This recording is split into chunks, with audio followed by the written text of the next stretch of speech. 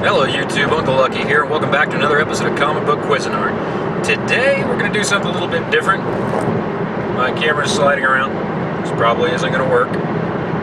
We'll find out. I'm on my way to a place in my state where I live called Hastings. I don't know if Hastings is a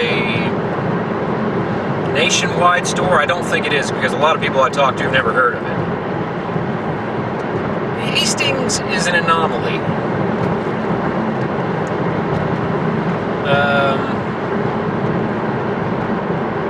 Hastings is a weird one because it's not a comic book store. It's also not a clothing store. It's not a toy store. It's not a music store. But it's all of them. Hastings has been around for years in this state. Like I said, I don't know where all it's been before that, but it's a neat store, but it's not a neat store. It's hard to explain. I love going to Hastings to find some of the cool, collectibles and stuff that I like. Their comic books are all new comic books, nothing old or collectible at all. The problem with Hastings is the people that are running the store, typically, this isn't all the time, there's a couple of cool people that work there, but most of the time the people running Hastings, they don't know anything about comic books. They don't know how the collectors are. They don't know how to take care of the comic books. They get them in, they just grab handfuls of them and throw them on the shelf. It's sad, really.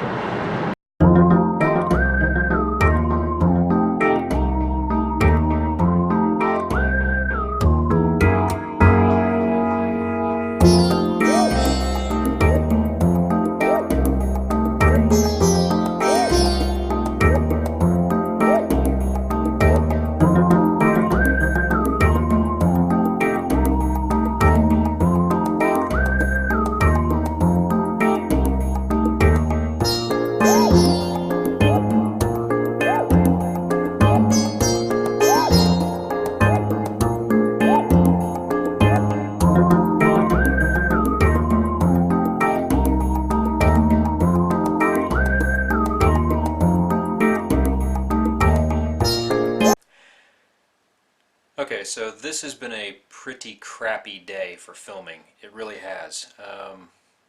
They wouldn't let me into Hastings to film. That was first off. It's pretty funny. I walk into the door and I got my camera in my hand and I asked the guy behind the counter, hey, would it be okay if I filmed this your store for a web series? Before I could even get a response, some crotchety old bastard just from nowhere, I think he came down behind me with a rope and a lanyard and something, I don't know, but he popped up behind me and was just all over me. Angry. And he was, "You can't film in here! We gotta call corporate!" Okay, I'm good. I won't film. I put the camera back in my pocket, so, unbeknownst to them, took a couple of pictures with my cell phone, but yeah, that's where that stands. I went to film school, man. I'm not into guerrilla filmmaking. I didn't want to get in trouble, so that, and then later on I filmed a lot more stuff. For some strange reason my audio went kaputs. Not a clue why. Everything's crackling, so I have to come back and refilm some of this stuff. It's just been a nightmare day. So I'll get into this pretty quick. What I did pick up at Hastings was a bunch of comics and a couple of collectibles. Here we go. This is the big ticket this time around because everybody's clamoring about this. The Dark Knight series.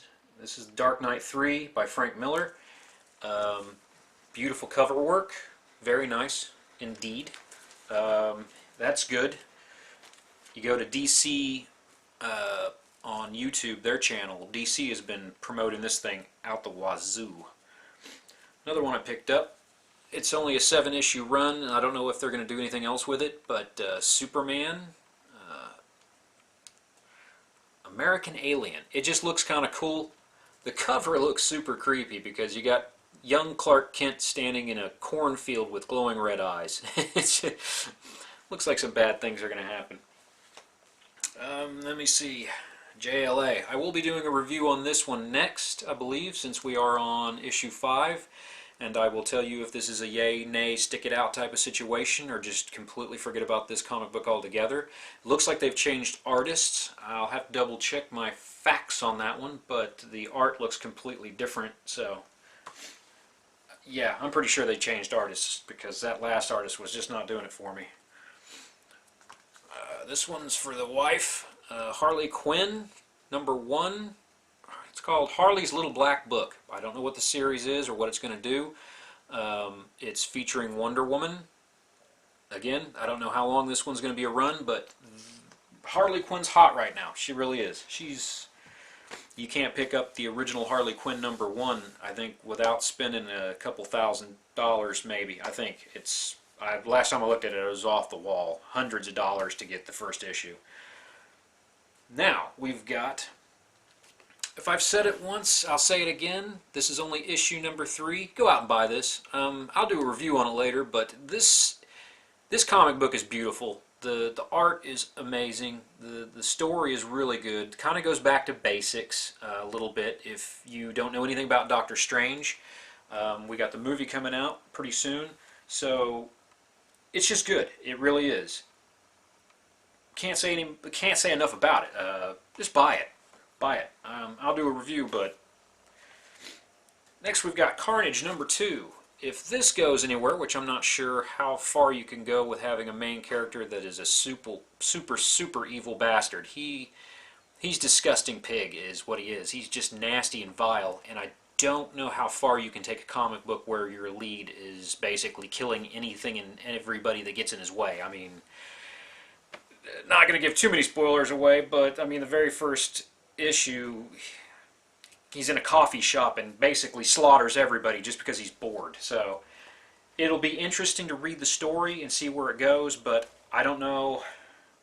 For me personally, Carnage is a cool bad guy. It's always nice to see him get his comeuppance and get his ass kicked by Spider-Man or whoever, but having him as a lead character in a story, I just don't know how that'll keep my attention. Okay, so a couple more. Now we have this interesting thing that was going on today at Hastings. We got a bunch of back issues. Not old back issues, they're only within a couple of years, but they were having a buy one, get one free back issue sale, and I went a little bit bonkers. We got a special oversized anniversary issue of Green Lantern. I needed this one for a big part of my collection. There was a couple of key issues and things that I missed out on in the New 52's Green Lantern, and this one looks good. It's pretty thick. I haven't read this one yet. There's a couple of things I got to catch up on in story arcs.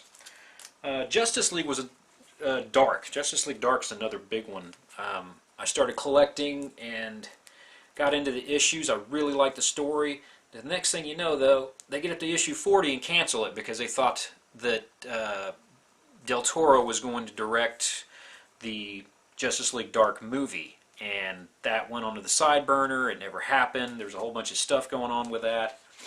I've been trying to pick up a couple of key issues, but now apparently that's back on the table and they're going to film the movie.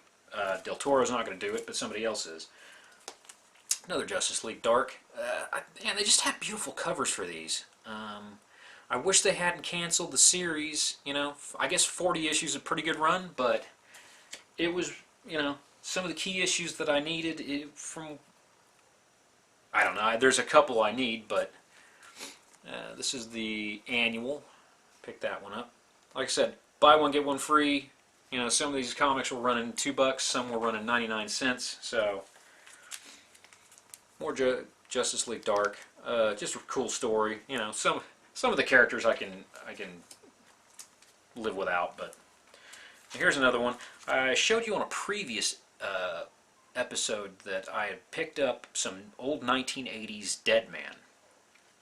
And I don't know how this got past me at some point because I didn't know Dead Man had his own series here within the last couple of years before he went to Justice League Dark. But I picked up Dead Man #1 from this newer story arc. That's beautiful art, beautiful cover. and also number 2. So there you go. That was my big grab for the day. I got a couple more things, but you know, nothing really worth talking about on here. So hopefully the audio on this turns out, and hopefully I can edit this and get it out pretty soon, because this has just been a rough day. So I'll see you guys on the next episode.